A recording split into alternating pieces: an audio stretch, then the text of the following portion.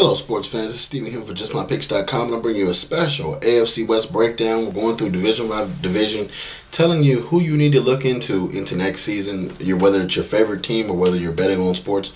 We like to give you insight and tell you who's going to finish from first to worst, basically, in the division. Starting at number 4, the Oakland Raiders. They are in a rebuilding process in Oakland. I don't expect much from them. Last year, they had a possibility of possibly making the playoffs, but they blundered towards the end of the season, losing a lot of close games. Looking at this team without Carson Palmer, having Matt Flynn there, I don't know if they're going to have a lot of success. Matt Flynn is still an unconfirmed property in the NFL. I know he had that one breakout game against the Detroit Lions, throwing for a lot of yards, but you have to look at Matt Flynn. You don't know what he's going to give you. You don't know what he's going to produce in Oakland, let alone he had a chance to play in Seattle but got beat up by Russell Wilson. So I'm not really confident in his ability. So the Raiders are number 4. They lost a lot of things in McLean. They also are rebuilding. So Dennis Allen and company, good luck with that in Oakland. Coming in number 3, the San Diego Chargers. I don't think Philip Rivers is going to be ever what he used to be back in the day when he had LT. I think that Philip Rivers right now needs to, in the offseason, focus on a lot of things about not turning the ball over as much, not forcing the ball into certain situations. Losing some key pieces on offense is never a good thing. I know they've tried to get that offensive line better by drafting the guy out of Alabama. Also, Manti Te'o, I wish you the best in your NFL career. I don't know if the distractions from off-the-field stuff, or if he's going to be remembered more or taunted more by his past at Notre Dame with the girlfriend hoax rather than anything. But I do like their solid defense. Having picked up Dwight Freeney, losing Melvin Ingram really hurt this team because he was probably their best outside linebacker / defensive end because he could do so many things. I know he's one of the bigger linebackers in the league weight-wise, but I like what he did his rookie season coming into his second year. But with him out for the season, I don't have any confidence in that defense. Eric Weddle is a great safety. I just look for him to play as he normally does, really put up great numbers and do a lot of good things.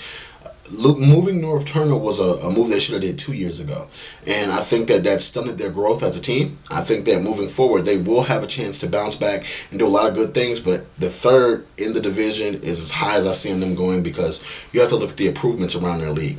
Coming in at number 2, the Kansas City Chiefs. The Kansas City Chiefs, believe it or not, they had a horrible season last year, but had a lot of Pro Bowlers. I'm talking about Eric Berry, Jamal Charles. They have the pieces in place. Trading for Alex Smith and getting Matt Castle on that team is one of the better things they could have done. Having Dwayne Bowe back into the system, having Brandon Albert back into the system, and believing in first-year head coach for the Kansas City Chiefs, Andy Reid, is a big pickup. The Philadelphia Eagles did not know what they've lost right now. Andy Reid is an offensive guru. Being grown up in Philadelphia, a lot of my years, I didn't care for a lot of things Andy Reid did, but as a coach, he's a solid coach. You know, his tenure was one of the most tenured in the NFL for a reason. He was with the Philadelphia Eagles for so many years for a reason. He develops quarterbacks. We've seen him develop Kevin Kolb, Donovan McNabb, Mike Vick, and Cobb may not have turned out to be solid in all of his things because of the injuries, but Kevin Kolb is a solid quarterback.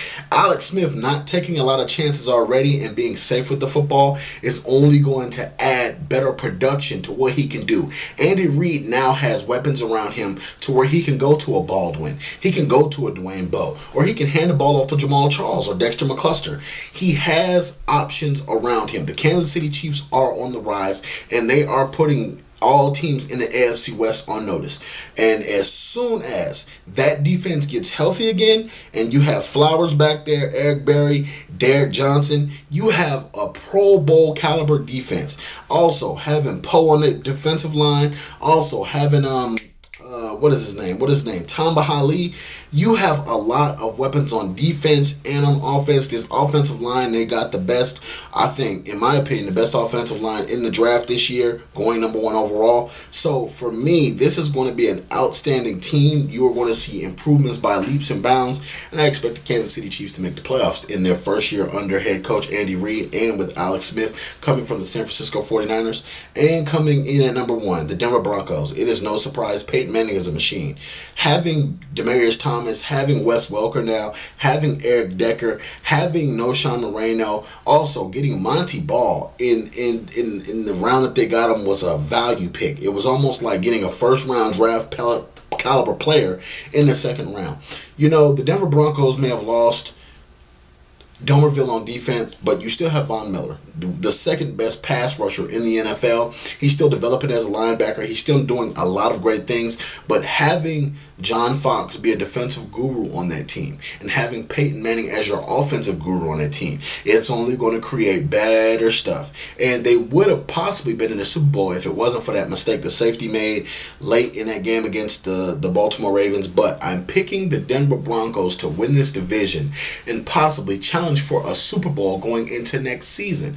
So Denver fans, expect home field advantage, expect a solid quarterback, expect a lot of yards through the air, expect a trio of running backs. I know y'all lost Willis McGahee, he was cut, but expect a trio of running backs to really do it a lot of things that are well. And I expect Von Miller to have a great year on defense also.